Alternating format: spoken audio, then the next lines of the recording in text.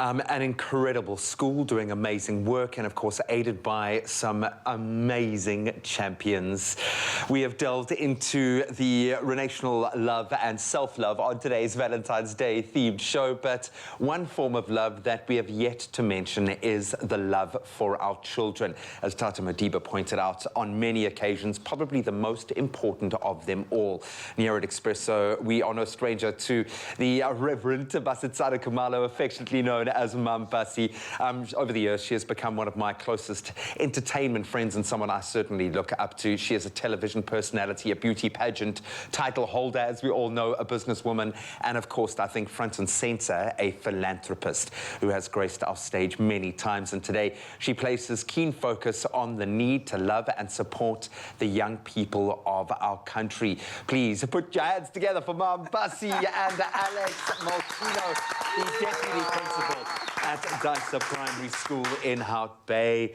I always have to give you like the longest intros because I think that the longer I know you, the longer, you know, that list of accolades becomes. But thank you so much for being a part of this. Thank you. And congrats on the book, because this is where you start to see the power of what it can actually do. It's great to achieve something like that, but when you see it starting to have a generational effect, that's amazing.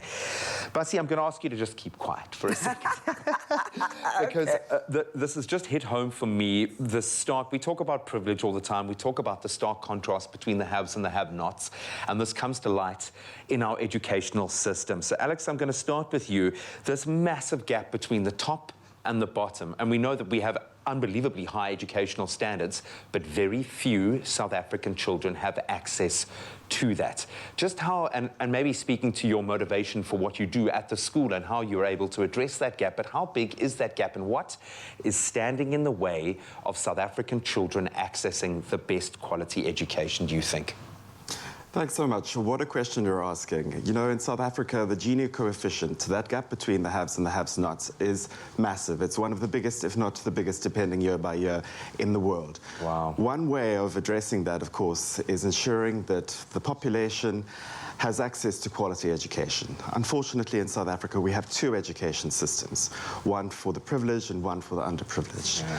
What we've got to really try and do is make sure that the learners who are not necessarily having access to quality education have that access. And we can do that through initiatives like Dysa Primary School, where private funding is used in a public context to help learners who would have not necessarily have had education that they do at the particular institution. One of the few, a handful in South Africa, but one that we hope will be replicated and grow to be more of a phenomenon and a commonly used model of education in this country. Well, and just to add on that, I think the reality is that in South Africa we have a high unemployment rate. We're sitting at about 34.9% third quarter of last year, 2021. And this gap between the haves and the have-nots continues to widen exceptionally. We have overcrowded classrooms, the infrastructure is crumbling, our children need a safe space to learn. And therefore, you know, a model like Dysa Primary School is really indicative of how a PPP, a public-private partnership, can work to be able to give every single child decent and quality education. So there's just many, many challenges that our education system is facing in this country. And collectively, we have a responsibility to be able to make an impact to changing the lives of our children. Because it's these inequalities that are perpetuating the cycle of poverty, and these disparities are what our country is facing, and we have to turn the tide. And it's only through education that we can be able to do that. Of course, Basi comes with some pretty powerful friends, and when we talk about that private sector partnership, this plays out on two different levels as I see it, and there is an emotional quotient involved here as well. It's one thing bringing to bear the weight of your strategic network. It's another thing impacting a child on an individual level. This seems to be something very personal for you. Why do this? Why go to the school? Why go and connect individually and embrace these young children? Why is that need to nurture so vital? Graham, I come from a teacher generation. My mother was a teacher for 45 years. My eldest sister, Auslerato, she's a teacher, and she's been teaching for 25 years. And my first degree, I did a Bachelor of Arts in Education degree. And so education is a cornerstone of my family's lineage. And I thought, you know, with the academic year kicking off, it was important for me to go to the learners, to meet these beautiful, bright faces with a bright future, and to inspire them and encourage them that they too can. And hence the title of my book, My Journey of Hope. I gave the children the book for them to see themselves that their dreams are valid, that it is possible to be able to literally pull yourself by the bootstraps and not allow the circumstances of the environment that you brought up in to determine and define your future. I mean, our school is nestled in the heart of an informal settlement in Mandela Park. In Hout Bay, and to see this first world infrastructure school that's giving the best quality education to our young people, being nestled in that environment, but knowing that these children have it within themselves, just give them the very best, and they will do the best, not only for their families, their communities, but of course for our country at large.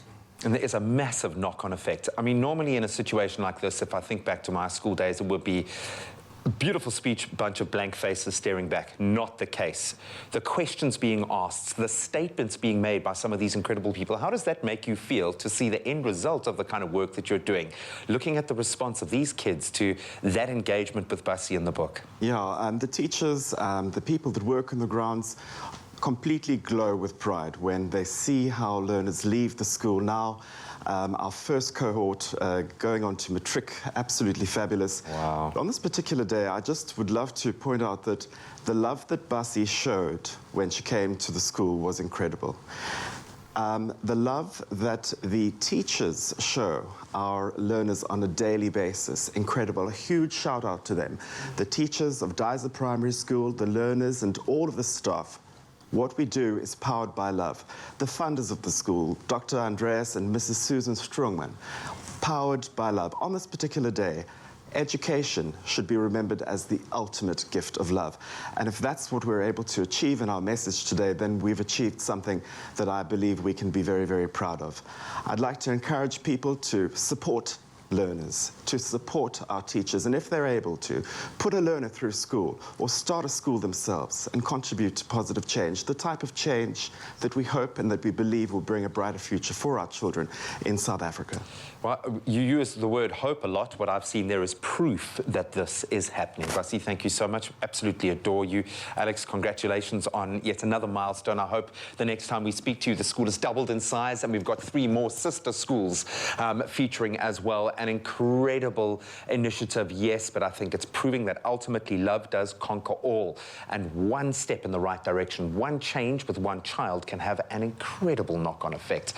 Always an honor to have Basi in the Expresso studio, and the words she shares are not only applicable to our young ones, so please take it on board. Believe that you are enough, that what you have inside of you right now, your courage is enough to change your own circumstances. Go out there and make a difference.